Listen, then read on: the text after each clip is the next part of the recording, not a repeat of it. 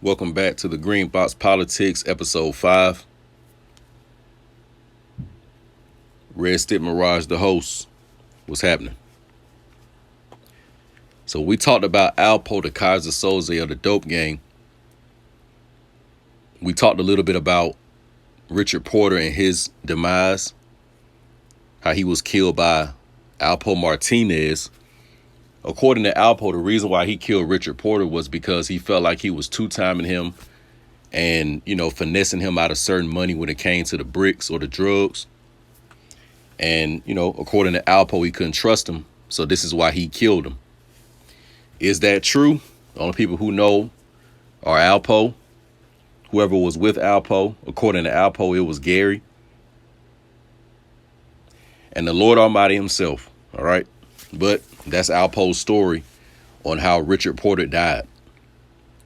Now, around the same time of Richard Porter's death, Richard Porter was in a situation where his little brother had been kidnapped. And if you've seen the movie Paid in Full, you may have a little bit of background information on that. So what we're going to do is read this article, and we will analyze this situation when Richard Porter's brother got killed. First thing I want you to understand in this situation, what I want you to get from it is two things. The first thing is that when you're involved in the streets, like I said, the friends and family, the people that are closely associated with you that have nothing to do with the streets, sometimes they can become casualties when people are trying to either harm you or get something from you. And if you're known to be this big dope boy and have a lot of money, you're known to be doing a lot of flossing, so-called balling, the jack boys, the robbers, they looking at you, all right? And they see you, and they want to hurt you, and they want to harm you. And if they want to extort you, one of the ways to do that is to kidnap somebody you love, all right? Or at least that they think you love. And with that love or that emotion that you have for that person, you will give up the ransom money to get them back and to get them to a place of security and safety. All right. The second thing I want you to also understand is that money and materialism is not what this life is about. This life is about you, reaching your purpose and your objective, whatever skill or talent you have that's organic within your spirit or your soul, you expressing that here at its fullest manifestation. And you enjoying and having good experiences with the people that you're around, the human beings, the men and women, the other organic life forms that you're around on this earth, to have some type of a positive or favorable experience with humanity. The people that you care for, your friends and family, just the relationship you have with those people and the good times that you have with those people. And the memory from that's stored within your DNA and your genetics that will move on with you even when you leave this life. That is what's important, the people that you meet here. All right. So this materialism and the money, that's not what it's all about. And when you decide to either, hold on to the money and value the money more than the people that really matter, you spiritually going to have to answer for that. You know what I'm saying? You're going to spiritually have to answer from that, whether you believe in a higher power or it may just be you in your own casket on your own deathbed. And you having that moment where you have to spiritually look inward on everything in your life. And you knew how you sold people out for money, how you betrayed people for money, how you were selfish and everything you did was only for the money. Everything was about the hustle. And when you think about Money Mitch's character in Paid in Full, there was a scene where I can remember he was sitting in the car talking to Ace. And he talked about how he had hustled everything from hash to weed to heroin to cocaine. How he saw himself as like the Magic Johnson of hustling, the Magic Johnson of the streets. With Rich, it was real deep in him. And you could tell, obviously, the brother had a lot of ambition and he had a skill set for, let's say, staying concentrated on certain goals. But when you choose to put that beautiful talent in the streets, you're only going to benefit off of it for so long. And it's going to be a lot of sorrow added to it. You know what I'm saying? It's going to be a lot of sorrow added to that. So the lesson that you should get from this situation with, Money Mitch and his little brother is that the people in your life that matter, the young people, maybe your younger siblings, maybe your children, your younger cousins, younger nieces, or it may be some young friend you have or somebody that you have some type of a responsibility for or accountability for, whether it's directly or indirectly, or somebody that may look up to you that's close to you and may need you for guardianship, may need you to be a provider, to be someone to bestow wisdom, etc. But these people may need you.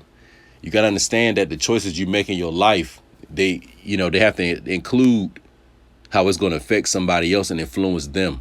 All right. So let's read about this situation with Richard Porter and see what we can learn. This is coming from Desert News, January 30th, 1990. It was written at 2 a.m. And the article is titled, "Kidnapped Boy Found Dead." A boy whose kidnappers cut off his finger to persuade his drug dealer older brother to pay up $500,000 ransom was found dead, wrapped in trash bags, 2 weeks after the brother was also discovered slain, police said. The body of 12-year-old William Porter was found in 14 layers of plastic bags Sunday by a man collecting cans on a bike path in the Bronx. The boy was killed by a blow to the head, said Ellen Borakov, a spokeswoman for the city medical examiner. The death was classified a homicide, she said. Police said Monday they believe the boy was kidnapped December 5th in an attempt to extort money from his older brother, reputed drug dealer Richard Thomas Porter, who was found shot to death January 4th in the same area.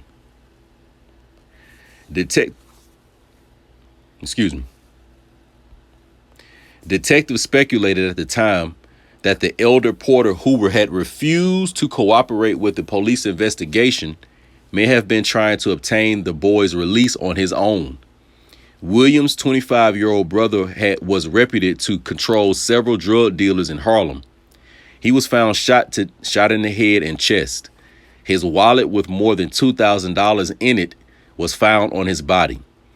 The kidnappers demand up to $500,000 for the youngster's return in a series of telephone calls, notes, and tape message from the boy on December 5th and 6th. So before we move forward, let's analyze this from the top down.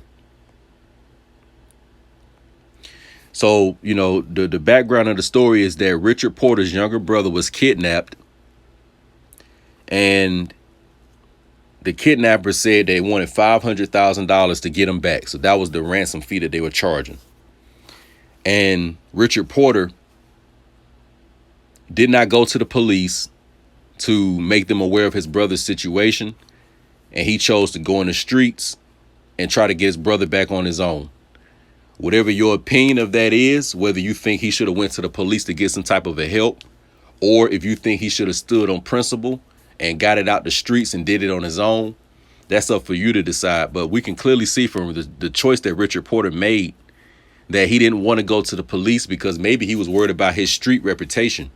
Maybe he didn't want the people to look at him like he was a rat or a snitch because he went to the authorities for help to get his younger brother.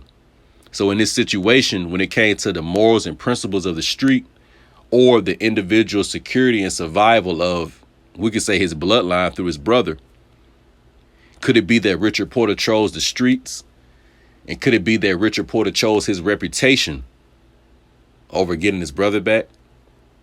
That's for you to think about.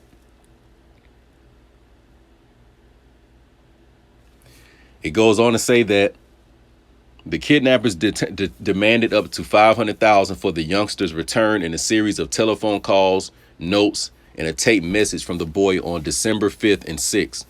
So it looks like they had Richard Porter's brother kidnapped for a couple of weeks going into a month. All right. So this kidnapping, it wasn't no overnight or a few days. This was something that was going on, it looks like, for a couple of weeks. OK.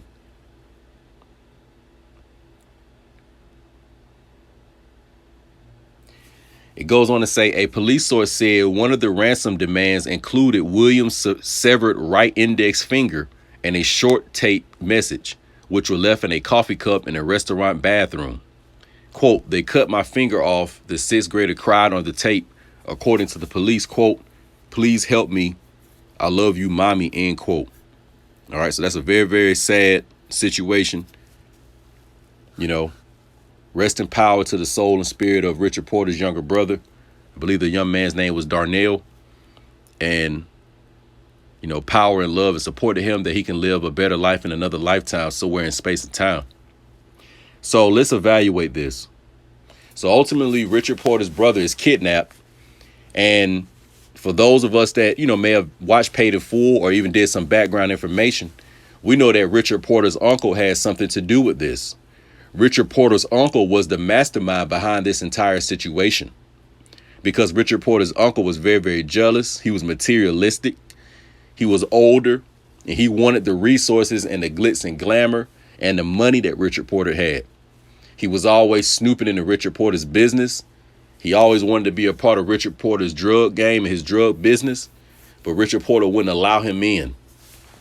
So through his disdain, his resentment, and his anger towards his own nephew, remember now, Richard Porter's uncle is the one who masterminded the kidnapping of his own nephew. Okay, so Richard Porter's uncle orchestrated the kidnapping of Richard Porter's younger brother so he could try to ransom money out of Richard Porter. Now, initially, when this was going on, according to AZ, Richard Porter's uncle was acting like he was not involved. And he was basically making it seem like, he's just finding out about this like everybody else, when really he's the snake, or he's the devil in the details that had orchestrated this entire situation.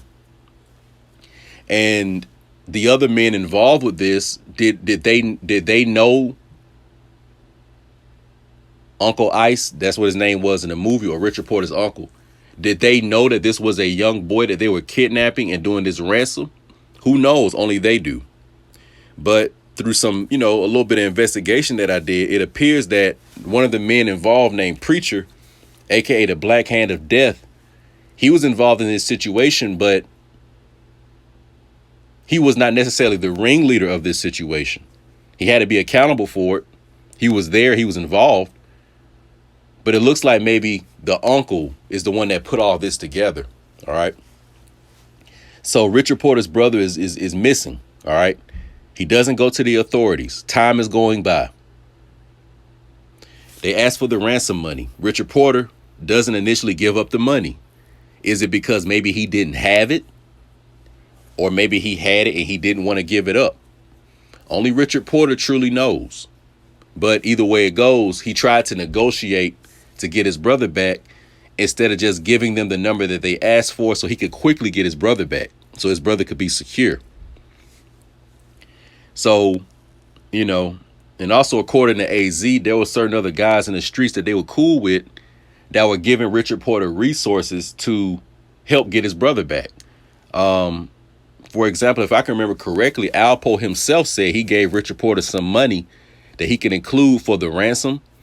And there was also another brother they were doing business with that gave Richard Porter some bricks and, wanted him to use that, towards getting his brother back.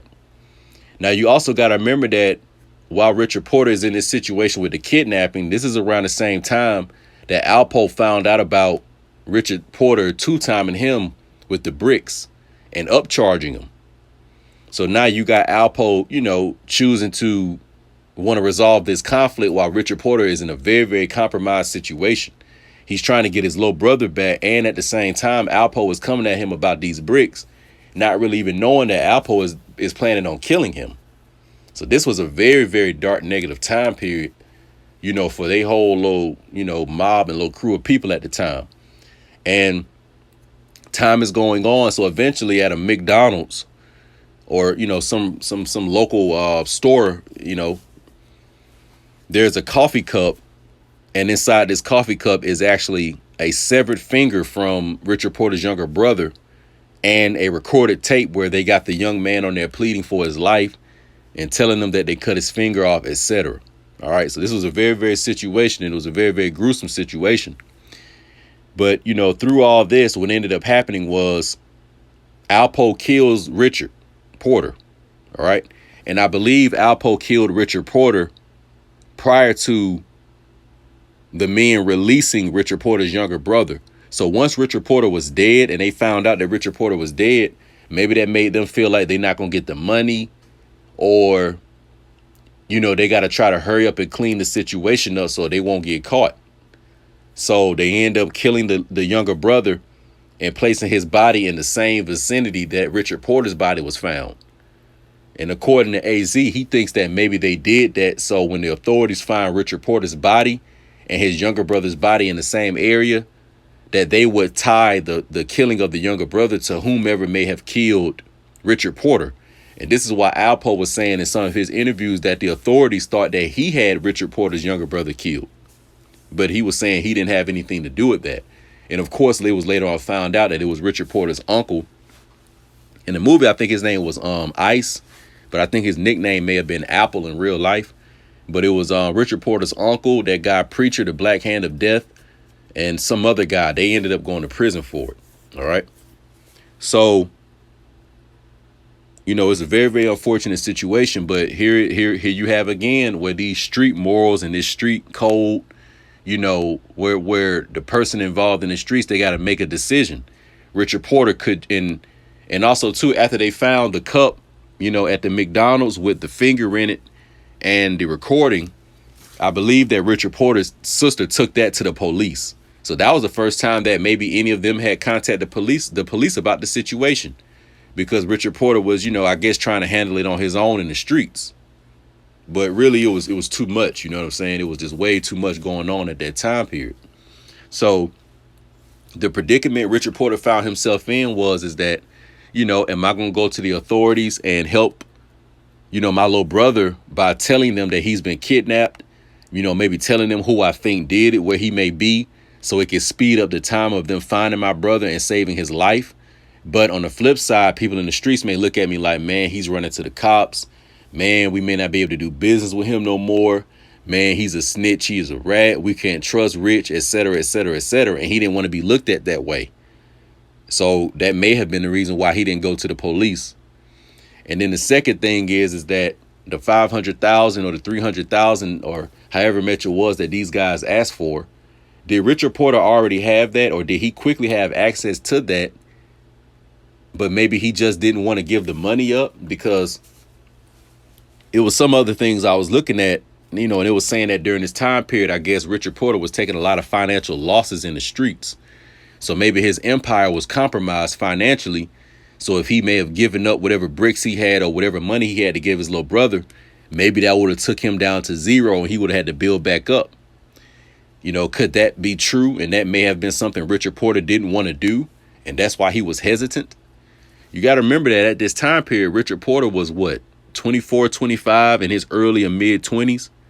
So he was still a young man himself. The brain is still developing. It's just not developing. If he was about 25, you know, the frontal cortex and him being able to use his rational mind and his logical mind, a lot of those faculties were just not developing. This man was still very, very young. So, you know, it's up to you to decide if you think he made some poor decisions in that or not. Me personally, you know, I'm an advocate of, like, you got to stay away from all street activity. You know, I understand that, you know, people need money, but in life, there really are no shortcuts if you don't want any sorrow added. So my whole thing is that, you know, being that knee deep in the streets and involved in a lot of stuff he was involved in, you got to know what you're signing up for and what potentially may come with that and what may be attracted to that. And that's going to include dope boys, jack boys, and robbers. You may be able to protect yourself. You may know you'll wet something up and step on something for yourself if you got to. But what if they attack somebody that's vulnerable close to you that you love, that you may not always be around to protect? And that's the type of stuff that goes down in the streets. So, something for you to think about, and hopefully some lessons were learned from this. But rest in power to the soul and the spirit of the brother Donnell. Stay tuned. We out.